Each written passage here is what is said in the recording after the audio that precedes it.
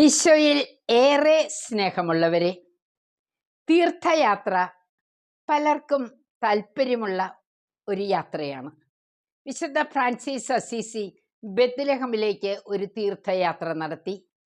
അപ്പത്തിൻ്റെ ഭവനമെന്നാണ് ബെത്ലഹം എന്ന വാക്കിനർത്ഥം.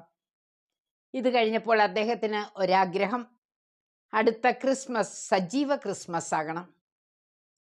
ഒരു ഗുഹ അതിനായി തിരഞ്ഞെടുത്തു. വൈക്കോൽ നിരത്തി, കാളയെയും കഴുതയെയും കെട്ടി ജനത്തെ സമയം അറിയിച്ചു. ഒരു കുഞ്ഞിനെയാണ് ഉണ്ണിയുടെ സ്ഥാനത്ത് കിടത്തിയത്. അനേകർ ടോർച്ചും പന്തങ്ങളുമായി കൃത്യസമയത്തെത്തി.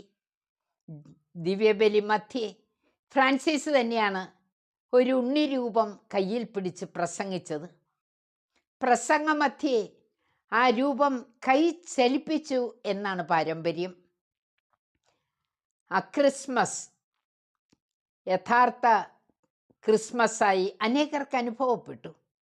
ഒപ്പം പുൽക്കൂടിൻ്റെ തുടക്കം ആരംഭിക്കുകയായി. നമ്മുടെ വീട്ടിലും ക്രിബുണ്ട്.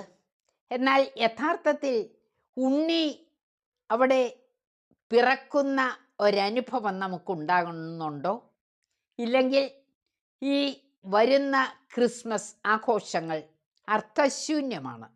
നമ്മുടെ ഹൃദയത്തിലും ഭവനത്തിലും ഉണ്ണി പിറക്കട്ടെ. ഈ സന്ദേശത്തിലൂടെ ഉണ്ണിയെ സ്വീകരിക്കാനുള്ള ഒരുക്കം ഹൃദയങ്ങളിൽ ജ്വലിക്കട്ടെ.